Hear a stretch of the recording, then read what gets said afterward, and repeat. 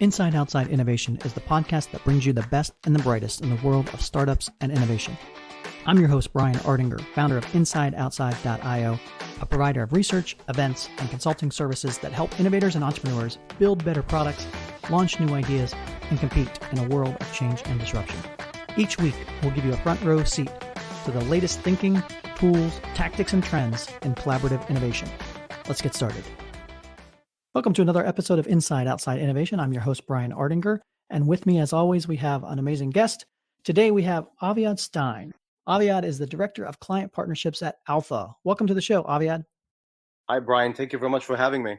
Hey, I'm super excited to have you on the show, not only because you're working in an interesting company, a consumer insights company that really has a software platform to help manage a lot of this experimentation that we're always talking about in innovation, but you've also been in this space of innovation for a long time.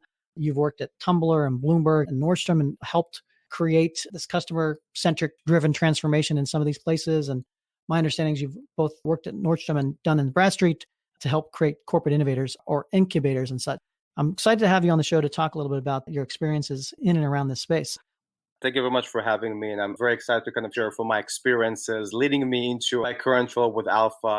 And let me tell you, it's been a long journey of experiencing myself some of the challenges in taking organization in different sizes through digital transformation. And I was actually getting into Nordstrom at a time where the e-commerce space for them as a retail company was very premature. And they really tried to solve for the online and offline ecosystem. In order to solve for that and really create some more consumer-centric offerings for our existing clients and some of our future clients that we targeted, we had to start by putting a team together that I had the privilege of heading, which we call the innovation incubator.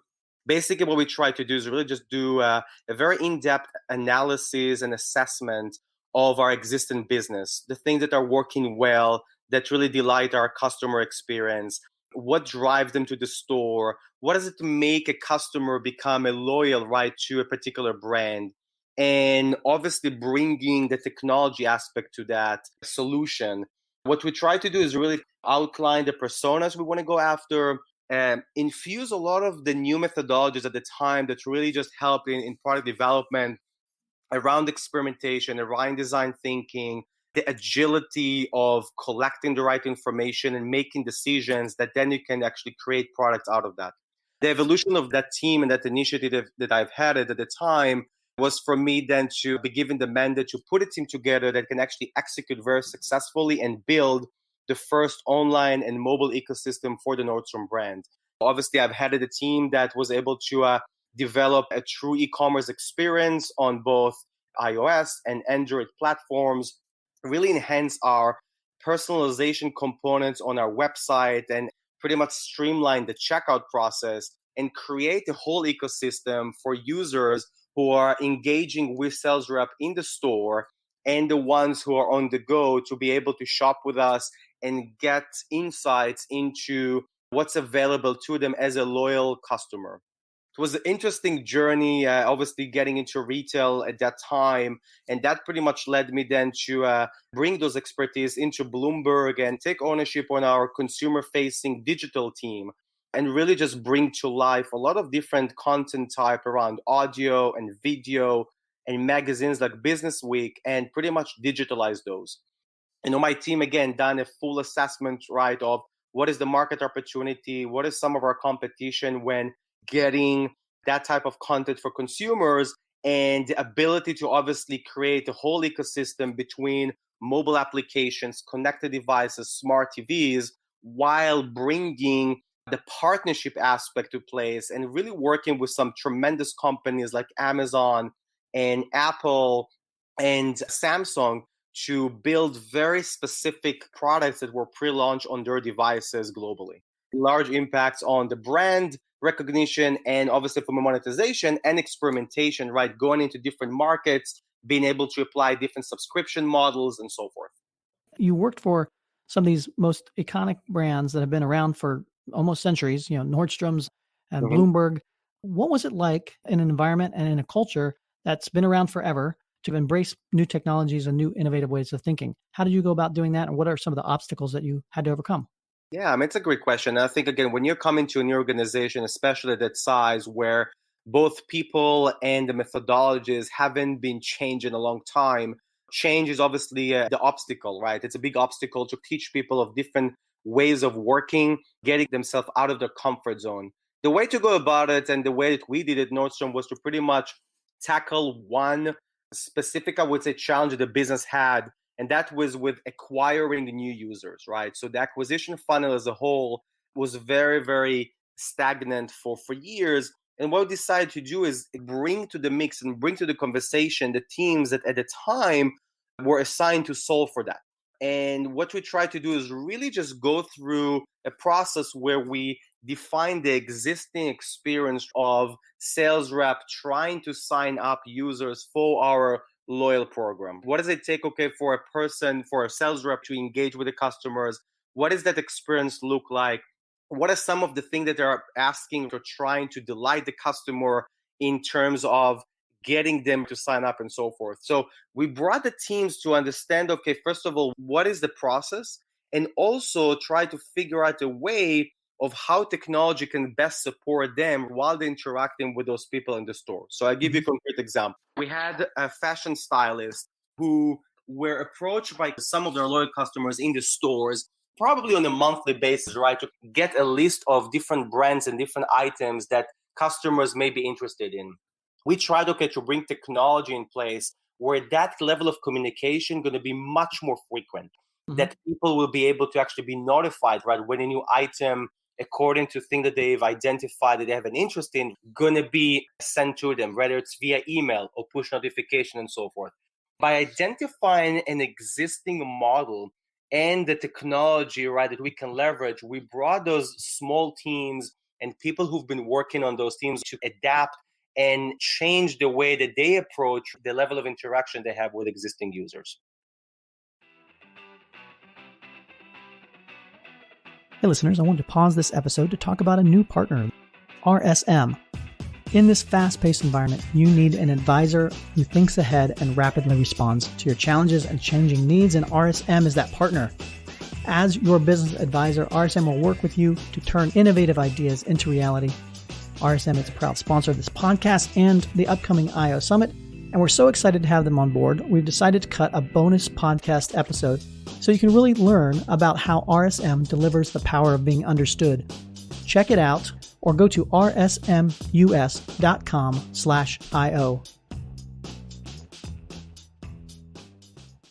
So how much of the change was really driven by customers saying, hey, we are using these technologies, and even though we're used to Nordstrom being high touch and high service and that, we really want to embrace and use technology as part of that experience? Or how much was it driven from the business side saying, hey, we need to embrace some of these technologies and create new experiences for our customers to have?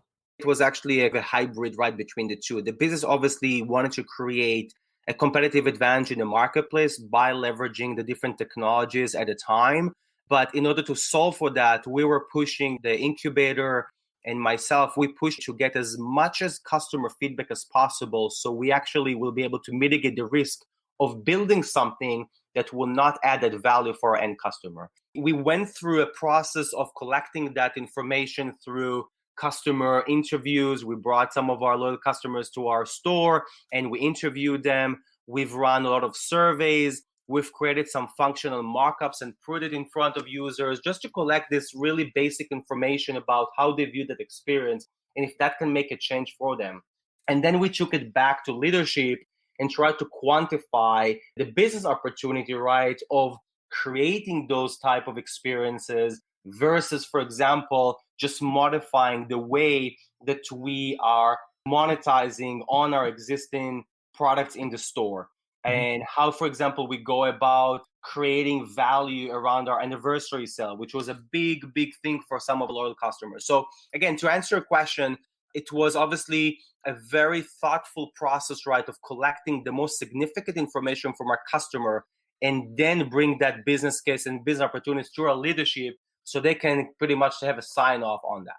So let's fast forward a little bit. So now you're at a company called Alpha. It's a fairly new startup company that's got a software platform that allows companies like Nordstrom and some of the biggest Fortune 500 companies out there that are using this platform. Talk a little bit about Alpha and what it does and how it can actually enhance these innovation efforts?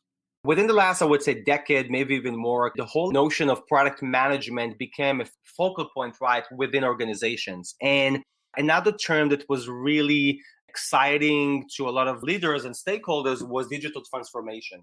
Alpha was born pretty much to arm product managers to begin with the right tools so they will be able to forecast and project what is the right type of product or feature or functionality that the business should even focus on based on that customer feedback, right? And the target audience that the business is so focused on.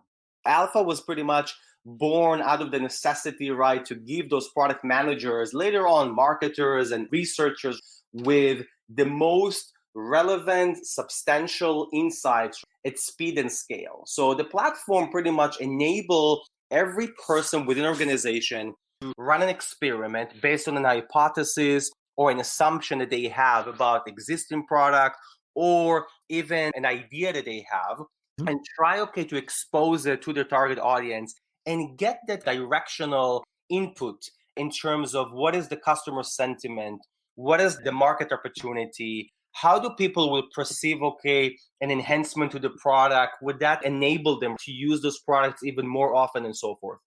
To your point, we're working with about a third of the Fortune 100 companies in the marketplace today, and pretty much each and one of them has the goal of digitalizing their portfolio. And when we looked into the market opportunity, it was very clear to us that out of about $1.3 trillion that's going to be spent in 2020 on experimentation and digital transformation, about $900 billion of that going to go to waste because those are not even targeted to be validated. Right. So obviously there is a clear need, right, to pretty much embed what we call the test and learn culture and methodology within organizations, and so that they will be able to take those hypotheses, validate them, get this directional insights, communicate it to stakeholders within an organization, and by default, both reduce the risk of doing something with no substance and value to the user, but also create an environment where biasism between one stakeholder and another, is ceased to exist.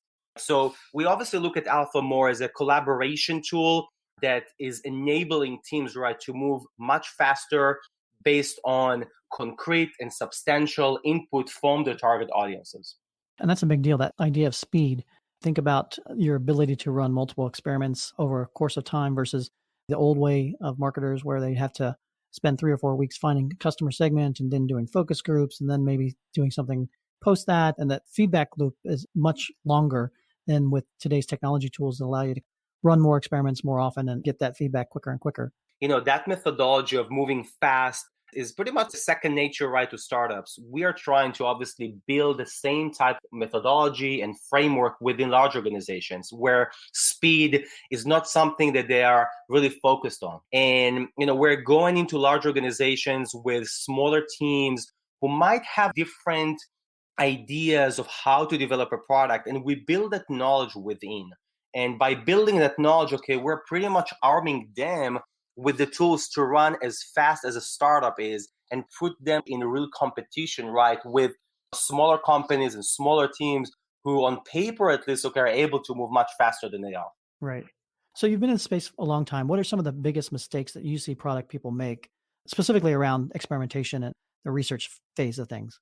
Probably the number one mistake that the product managers are doing is not being able to actionize on relevant data. So data is becoming such a commoditized space right now, but differentiating factor between a good product manager to, I would say, a great product manager is that they're able to articulate exactly what the business goal is and the objective and go very tactically and validate those type of assumptions. As a subset of that, really just being able to actionize, right? And put a concrete plan where you can measure the success of what you've been validating.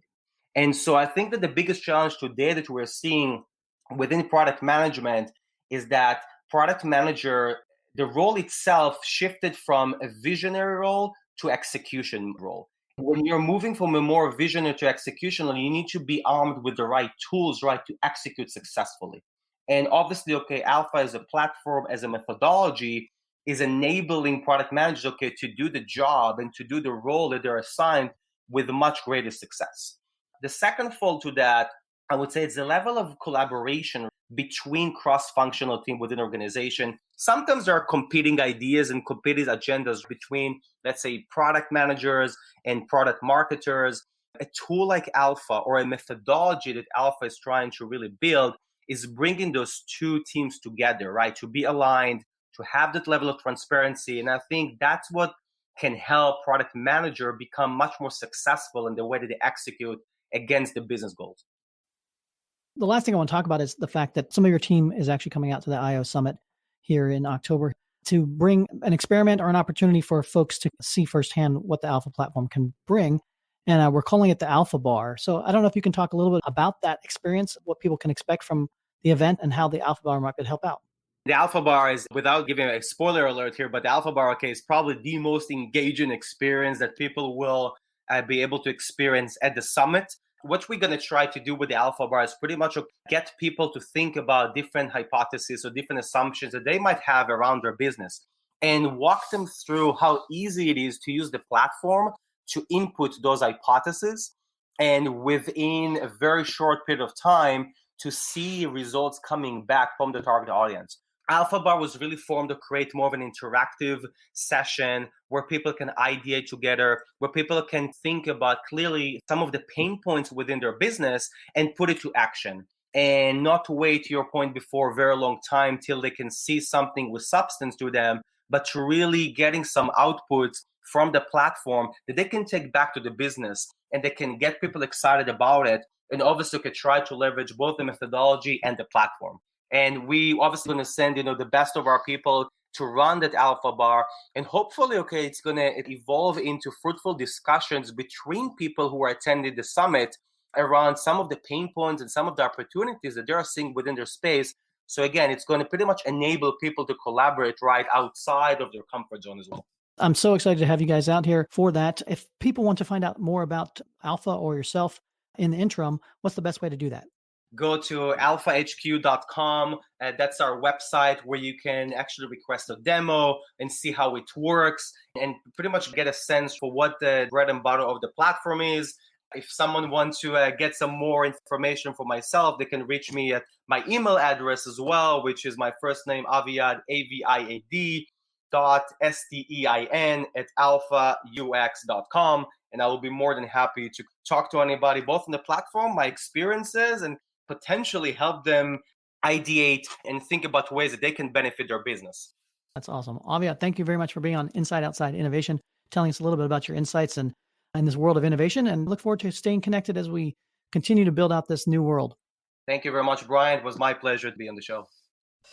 That's it for another episode of Inside Outside Innovation. If you want to learn more about our team, our content, our services, check out insideoutside.io or follow us on Twitter at the IO Podcast or at Ardinger. Until next time, go out and innovate.